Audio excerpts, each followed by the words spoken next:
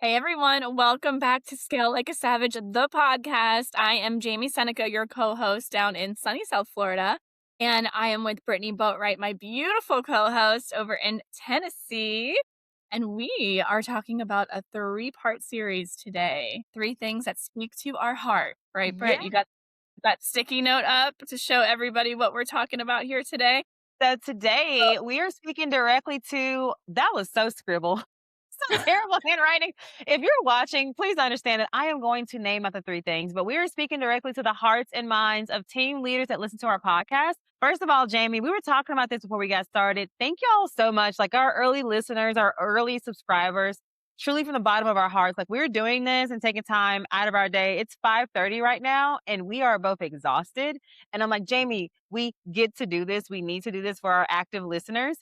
So I want to speak to team leaders because that's who's been reaching out to us the most. So thank you guys for listening in. Yeah, thank you guys for listening in. And it's been a month, Britt. We said it's been a month since we launched Scale Like a Savage, the podcast. Jamie said Jamie, Charlie's across the room. She's like, y'all, it's been 2 months. This is our 8th episode. Oh, we're losing track of time. Oh my God. 2 Time months. flies. What? Time flies and you're having fun, baby. Yes. Yes. But let's talk about the three things, guys. So we're going to make this a three-part series, and we're just going to kick it off today by going deep on one of them. So the three things Jamie and I believe with our entire whole hearts, you team leaders need to run a profitable, successful organization. All right. Number one will be systems. We've hinted to this one before. We're going to go deep on systems, but tonight we're both like, hey, our brains hurt. We need to talk about the one that we could just talk about off the rip. Okay. And that's going to be standards. We're going to go very deep on standards and what that means within our organizations. And the very last one is leadership. And leadership is the lid of the organization. It's the one I've worked on the most, like the past 18 months. But everything stems from having standards. So we're going to talk about standards because I believe that every team leader, no matter the business that you're building, you should have standards that you hire to and standards that you fire to as well. When I first started Max House, the only standard I had was integrity. I'm like, do the right thing, especially when no one's freaking watching. Like, please, for the love of God, do the right thing. Jamie, what was your very first like standard you had, like a core value for your team? The first standard I had was integrity and just show up because I felt like it was just so hard to get agents to do the work. And then I built standards around that to protect them from themselves. Yes, Yeah. yeah. Like Mhm. all agents join this business for flexibility. And I love that for you guys. I love the flexibility that real estate brings me as well. And yet you have to realize that if you don't first have a standard for how you run your business and schedule your day, you're going to spend your time having so much freedom that you don't end up having a freaking business, not one that's like consistent anyway. That's so true. So integrity, the reason why I started with that one, Jamie, it's kind of different. Like I had a bad experience on one of the teams that I was on. I won't say if it was the first or second one, but one of the teams that I was on before I started, we were the Boatwright group. One of the top agents actually I saw on that team sign a closing document for a client of theirs, like wet signature signed for their client just to get it to to get it to close. And I went and told leadership at the time, and you know what leadership did, Jamie? Like, But okay, whatever. Like just shrugged it off. And I'm like, are you serious right now? Like this is like they should lose their license for doing something like this, for signing on behalf of their client. So I was like, you know what? When I go out and start my team, granted, I didn't think at the time like I would be having this big vision. So funny, we just talked about dreaming big, the big sky episode. But I was like, anybody that exists in my organization or for clients that I get to work with, I'm going to make sure I do the right thing by them always. Does it delay my paycheck? Yes. Does it matter to me? No. yeah, I want to make sure that they know, I took care of them and everything that gets signed was by them and not by me. So that's why integrity was like a hard stop for me. I also recently fired because of integrity. I found out that, and it was a very hard decision to have to come to, but as the leader, the person that like holds the line and protects the culture within the organization, someone was in doesn't say heavy violation of integrity within my organization. So I'm not just talking about, how you operate with helping buyers and sellers. I'm also talking about what are you doing recreationally, right? There's a certain avatar that I totally. have, and that avatar agent that I want to grow my team with and be around and have community within, they have to have a standard by which they, live their personal lives. So I had to make a hard decision and I fired someone. It wasn't my first time, but it happened again last month. in June, but it was the right thing for the organization. Yeah. And it's crazy. I have a similar integrity story too, because I started on a team not knowing where this big vision would take me, right? And as we grow and as we scale, it gets bigger and bigger, and you never know what it's going to turn into. The team lead, I was young and naive, and I was on a producing team. Of course, they wanted me to sit floor time. So it's like back in the day when I was like sitting floor time, and I didn't know that that really like shouldn't be a thing. But having buyers walk into the office, because it was a decently trafficked office, and then taking the buyers that would walk in the front door. Also, from an integrity perspective, I set appointments for listing appointments on my calendar. It was on a team shared calendar, and then I would find out that she would go on those listing appointments and not bring me and take that business. Same thing happened when I freaking left. She did the same thing. I had 2 listing appointments lined up. She met with them 24 hours in advance, got the listing signed before I could even show up to the listing appointment. So for me, from an integrity perspective, like you said, it's about your character. And I was like, if I'm going to start a team, it's not going to be with people who are going to undermine you and, try to take food off your table. That's a Yeah. huge one. So if you guys are listening, what's today's date? July 29th. I just want y'all to know, like a year from now, we're going to revisit this episode because I wasn't going to mention this, Jamie, but we might as well fucking mention it. Like integrity also means that if someone in your world does something for the best of them, their community and their family and their loved ones, while it may be a Mhm. slight loss for you do not do something underhanded and undermine them and what they're seeking to go off and do. You wish them well, right? As team leaders, we will have top producing agents leave our team, right? That was me. I love the team. I had a big vision. I knew I could do it on my own. It will happen. And when that does happen, you as a team leader need to freaking check your ego at the door and fully Mhm. support that person on their mission. Okay. Especially if they leave the right way. And yeah, something like that just happened to me today where I got the short end of a stick. I did things within integrity. And then people that lack integrity truly at their core, they showed their rear ends. And we'll leave that be. Mhm. We'll And leave that I be for shared right now. it. We'll let that sit. But then I finished our drama for today because I think me and you dropped probably more F bombs today than we have ever on a phone call. Together. Not proud. Not together. Yeah, not a proud moment. But from an integrity perspective, I know we're going off standard, so I'm not sure. Maybe we'll turn this into a 4-part series. But I got a text message from an agent that was at Breakthrough Fort Lauderdale at an event that we were speaking at. She took a Yes. selfie with us at happy hour after the event, and her team lead took her off her open house and shut off all of her lead flow. Like, what? Like, I don't understand. I don't understand how people live out of integrity. They don't have an abundance mindset. I don't get it. But this is why we built standards, and this is why we built standards in our organization that help us sleep at night, but also help our agents get to the level of success that they're looking for themselves. Yeah, for sure. Yeah. Because I was going to say, Jamie, as leaders, it's so funny. We will have these standards in our cute little team agreement, but then we don't stop and check ourselves and say, okay, what are my personal standards? What do I stand for? Well, how do I operate behind the scenes? If someone were to do X to me, because please, as a team leader, you will be challenged. Agents will get an Mhm. ego. They will think that even if you help them to get success, they'll think their shit don't stink and they got there on their own. That will happen. And how you respond is everything. Also understand they will make you the villain. Like even if you do it the right way, you will be called the villain. But like to me, what we do is such privilege. Like I understand there's pressure to it too, but it's such a privilege to get to lead people and like shepherd them into having a thriving real estate career. Like that's truly life changing. It's been life changing for us both, Jamie. So team leaders, like I know it's hard out there. That's why we're speaking just to you for like our 3-part series, but your standards professionally and personally need to be in alignment, right? They have to have Mhm. alignment because there's no way you can say, I want to be this A player team leader and you live in a shitty, like personal life. Because believe that catches up to Mhm. you. Like you'll fucking get That found catches out up. real quick. Yeah. Mhm. So we're gonna move on from integrity, but like that's a standard that like is should be a part of everyone. Like you don't have to call it integrity, but that should be a part of like how your team operates, like your core values. Like when I think about standards, like what are our core values in which we operate and serve our clients, our community, and how we interact with each other within Max House, right? So when we say we also hire and fire to our standards, you break integrity, you're fired. If you have integrity, great. The conversation can continue, right? Mhm. What are some production like, well, before I go on to production, like what's another standard that you have that you think every team should have within their organization, Jamie? Personal responsibility is another core value that we have. Awesome. Mhm. What does that mean to you? Because we have ours is called accountability. It's the exact same thing though. Like you're accountable. Yeah, Yeah. you're accountable. Yeah, I love it. I love it. No, personal responsibility is taking responsibility for what you say that you're going to do. One of the biggest things for me that was a huge challenge in the beginning, and honestly, it's still a freaking challenge today. I'll just be completely real because the challenges don't go away, they just amplify.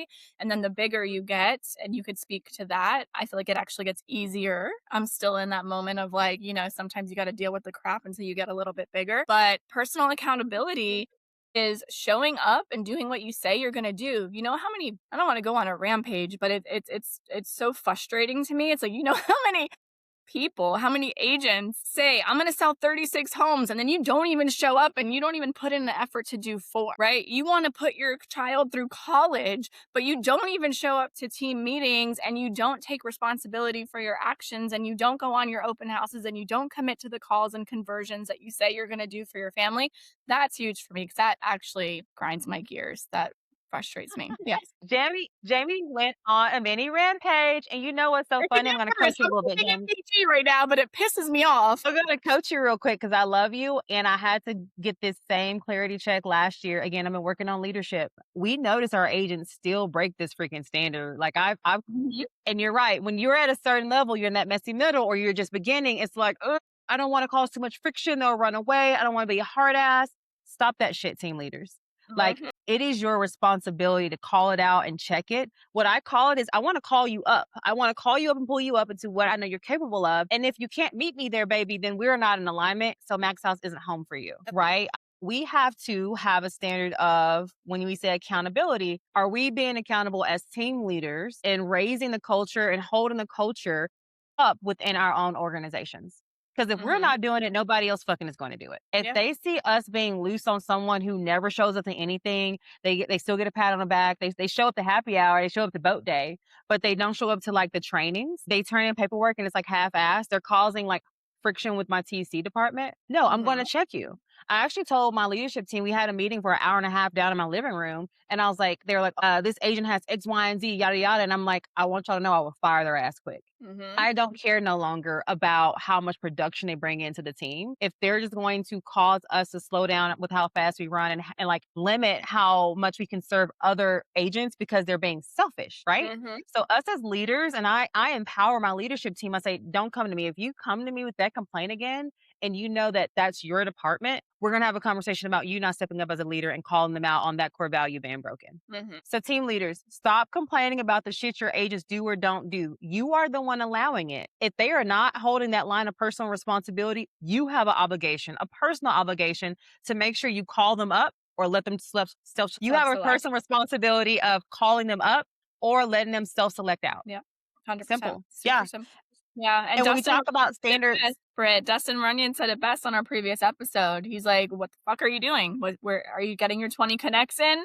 And I'm like, "It's so simple. Just get your connects, hit the metrics, show up for yourself." yeah. So we're talking about like so now we're switching from like how do you show up as a human to how do you operate and run your business and get to build that pipeline. So what are your production standards? Like what are the activities you expect for your team to uphold? Because some of our listeners are like probably restarting the team. I had someone tell me Mhm. today, she's like, I burned down my team. I want a 30-minute call with you. And I'm like, here's my link. And I'm like, let's get you dialed in on this shit first. So like what are your activity standards, Jamie? Because I didn't have them at first. Now I do. Mhm. And then your activity standards, and do you have productivity standards? So like close clients, sign deals, things like that. Yeah. I didn't have standards in the beginning at all. I was just building the plane as I flew it. So I was putting the systems, the processes, all of that in place, buying the lead flow and getting all the leverage for the agents that I felt that they would want. Not every agent wants leads. We could talk about that on either today or another episode because I know we're breaking this into a 3-part series. But yeah, I didn't have standards in the beginning and that made it really challenging because here I am investing in the company, investing in the growth, and then I have no idea what my agents are going to do, but then I also can't hold them up and hold them accountable because we didn't talk about their goals at that time. We didn't talk about the standards that I had in place. I knew I wanted to build a top producing team. I knew I wanted to build unicorns within the organization and give them leverage and systems and opportunities to scale to any goal imaginable, but I didn't have that in place in the beginning. So I actually personally, because we did start off as a very small team, I had myself, one agent, and then we brought on one other agent in the first like 6 months. I was like, if I'm going to hold an agent to a standard, I am going to do the work myself. I want to prove to myself what's possible with the systems that we built, with the lead flow that we built. And I want to know that what I'm building my standards around is possible. So I could sleep at night knowing that, okay, if you hit seven meaningful conversations in our world on a consistent basis, day after day after day, it's going to take you 30, 60, 90 days, depending on your skill set. That's going to turn into 2 to 4 closings a month. 2 to 4 closings a month, life changing, but not everybody wants that. So that also was a part of my standards that was really hard because I started them from nothing. Then I went too high. Then I didn't have enough agents to hold the standard to. Then I let my standards slip. And now I'm actually rebuilding standards again to get back to the predictable, and accountable behavior for the team. Yeah. Yeah. Yeah. I would say I had standards for training, lead generation. I started doing lead generation myself when I first started on a team. So I Mhm. did have those standards in place. And I was very fortunate. Like I started on a team that taught you have this amount of conversations, you're going to end up having these amount of closings. And that resulted in like 36 closings my first year in real estate. So I knew to like have that in it. But what ended up happening is that when I couldn't produce and I had two top producers, right, that were crushing it, but they were crushing on the production standards, but they were living outside of integrity and breaking Mm. other core values of gossiping and all like crazy stuff, right? I had not grown the team big enough to where I could let them go. But then I was like, you know what? I'll just let you go anyway. And we dropped down to 2 agents plus me. And I was like, it's fine. I will rebuild the right way. So our productivity standards, if you guys are listening, like, what should mine be? So Jamie is 7 conversations a day. Mine scales down based on how many pending contracts you have. And again, like Jamie said, it all goes back to your skill set. So if you have 0 pending deals with Max House, we're going to give you an opportunity to talk to everyone in our database for the most part, except for like Mhm. seller leads. You have to earn the right to those, and our best hanging fruit, like our stock pond. Those are our hand raisers. But everyone else you can talk to is like 13,000 people. And you need to have 5 2-minute or more conversations logged in a CRM a day. Doing Mhm. that consistently, like Jamie said, 5 days a week, you will end up stumbling into business. Like, no Oh, lie. yeah. Like, her and I have very similar lead sources. Like, these are great opportunities to get in front of folks. We just find that most folks just won't do the hard necessary work. So those are our standards. You guys make your own, but you definitely need to have that in place, like a conversation. Like most people say, make X amount of dials. Dials is not the goal you should be chasing. No. Because you can dial all day bad like phone numbers and not have a conversation. And that's a Mhm. waste of your freaking day. You should be aiming for talking to people. This is a contact sport, real estate. Yeah, and that's a great point, Britt, because in the beginning, I was actually holding my standards to calls because I didn't come from a world where I had heavy lead flow and I was never held accountable to that. I just busted my ass to work because I knew what I wanted to do and I knew the income that I wanted for myself. And I was just like, oh crap, okay, I did it. That's kind of like how I built systems around that. You know what I mean? It wasn't so Mhm. chaotic. But in the beginning, it was all like, okay, 100 phone calls, 200 phone calls. And what I found was like agents were like, I made my 100 phone calls for the day. And I'm like, well, how many appointments did you set? How many people did you talk to? Yeah. Nobody picked up the phone. I guess it was a bad day. I mean, isn't there a statistic where if you call somebody like in the morning versus the night, or maybe on a Wednesday, maybe on a Saturday at 8, I'll have better luck? And it's all these excuses that people keep feeding themselves when it's like, no, just do the consistent work every freaking day. And I don't even care if you have nominal skill set, you will fall into business with Yeah. the opportunities that we have in our database. Yeah. I think a lot of agents that are like afraid of the phone, afraid to have those conversations, they're just like, because like you, I teach my people dialogue. I teach them scripts, and we're like, okay, Mhm. learn how to like have a conversation flow, and then Yep. you can add your own little like don't tweak it too much, but you can add like your own personality. But I think Mhm. that because we teach them scripts, like agents are like, okay, all right, get ready to call a lead, and they're gonna be absolutely prepared to like overcome like they're gonna throw me objections. I'm like, people are not like sitting around like paranoid thinking a real estate agent's gonna call me. I gotta like overcome their objection. If you Mhm. approach them like humans, you're gonna have a human based conversation about how to help them with their motivation, aka their need or their why for even wanting to make a move right now in the first place, right? So agents, if y'all are listening, or team leaders, and you're like, how do I make my agents better on the phone? Reach out to us. We have like bomb ass scripts and Yep. dialogues that has really helped like brand new agents hit 6 Mhm. figures in their first year. Like it's so Yep. simple talking to people. So that's one productivity standard you have that we both share as conversations. Do you have a metric for like how many deals they close a month or in a year? Yeah. So we started off high. I wanted to go triple the average of our area. And then I realized not everybody wants to do I want to do that. I want to see that for everybody, but not everybody wants to do that. So I know that's something we could definitely talk deeper on, because when you hear a lot of chatter, you're not really sure where to start with that.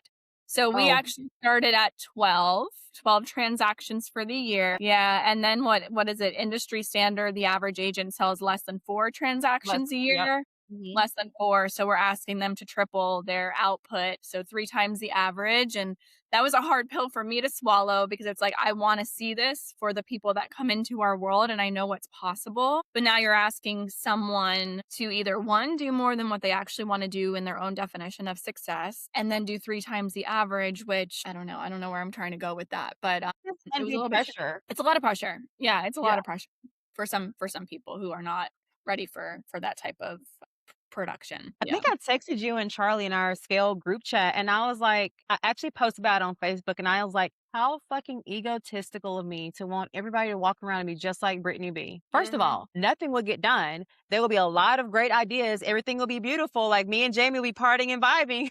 But it's like, we still need people that are other. And that doesn't mean that their definition of success is like any less than ours.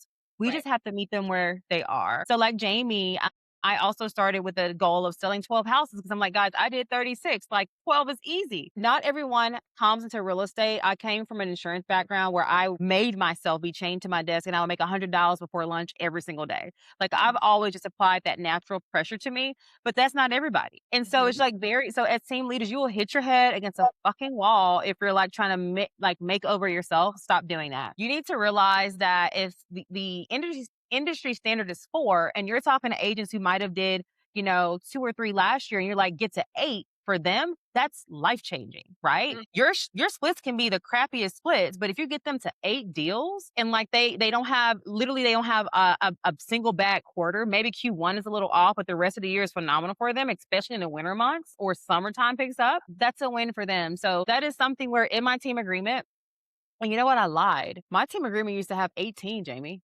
Oh, shoot. Now it's 12. Charlie's like, "Yes, it did." Mine at the end of 2023, Charlie started with me in March. I changed it to 12 deals because I was like, "This is so hard." I only Mhm. had 2 people who ever met me there. Not everybody's gonna be on that same level. So we are at 12 now. We actually just sent out new team agreements to our entire elite team, and it's 8 deals. 8 deals closed with all the support, training, resources. You deserve to be an elite agent with Max House, right? Mhm. Yeah. Now, we talked about 2 ways we can go here. I know we're running out of time, so this 3-part is gonna have to turn into like a part 1A and 1B. But, we talked about where we both got to make us want to shift these standards we have within our organizations. And I'll be vulnerable with you guys and just tell you, I realized because you get coaching advice, you listen to so many different people, and Jamie and I both looked at one day and we're both like, we don't like what we're doing. It sucks. We're building somebody else's version of a successful team.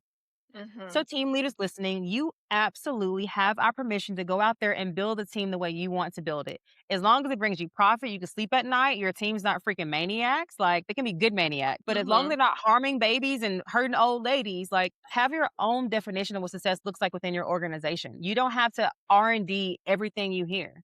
Like if it's Yeah. good for you and your teammates, let it fly, baby. Yeah, and Brittany, when we were in Montana, I a big eye opener for me, and this was the episode that we did last week or the week Mhm. before, losing track of our weeks. But an agent who is comfortable doing 4 transactions in a very, very challenging market, just using 4 transactions at that. Like we're in one of the hardest markets, defined as one of the hardest markets. Thank God we have systems, thanks, leverage, leadership, standards, opportunity, right? So those 4 deals for our team tend to come maybe easier than the average agent, right? Because all of Yep. that is in front of you on a silver platter. But now that agent who, is working really, really hard and 4 deals is hard for them to accomplish, all of a sudden the market starts to shift, right? Interest rates go down, inventory comes up, whatever the case might be, whatever market we're in at that time.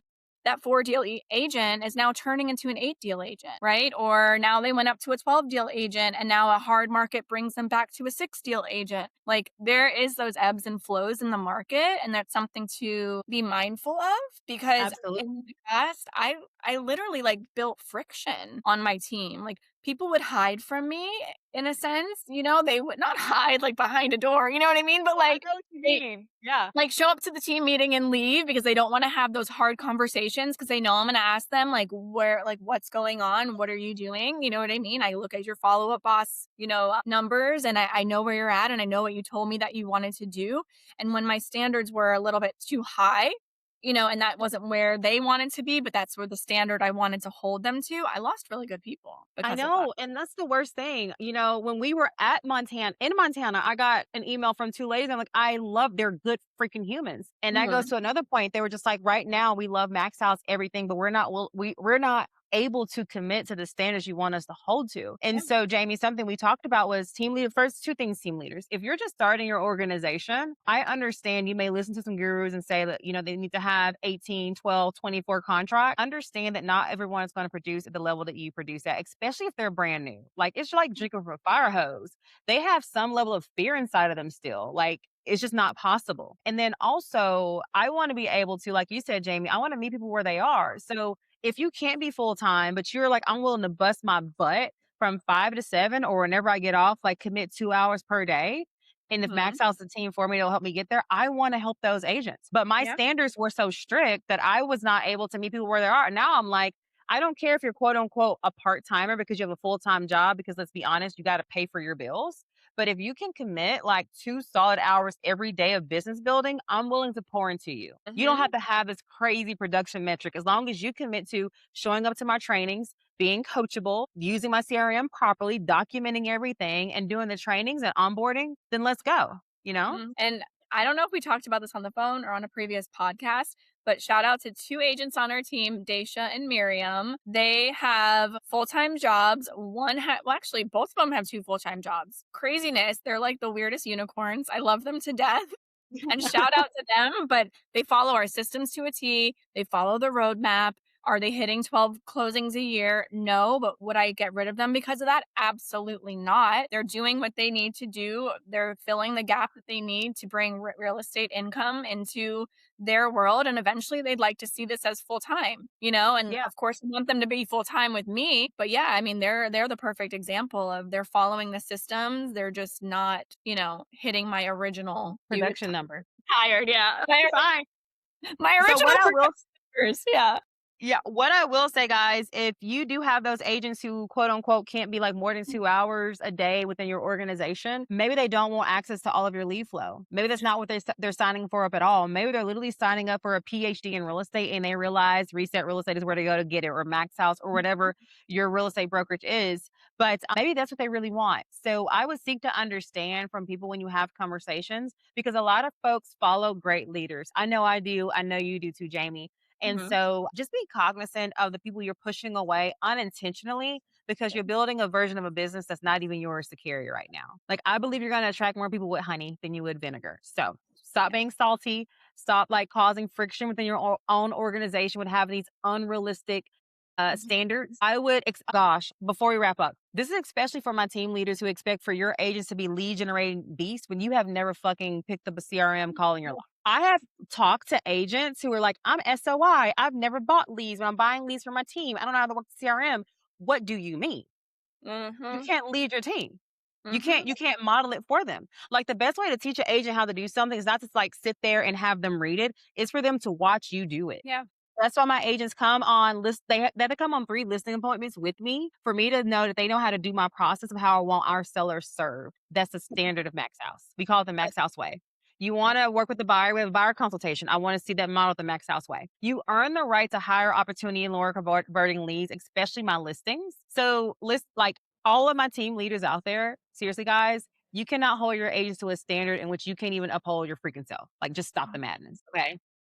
That is so true. Yeah. We do the same thing. We do 5 listing appointments. So you have to shadow me for 5. I shadow you for 5, and then you're considered a certified listing agent. Maybe I need to Charlie up that standard. Oh, See? great.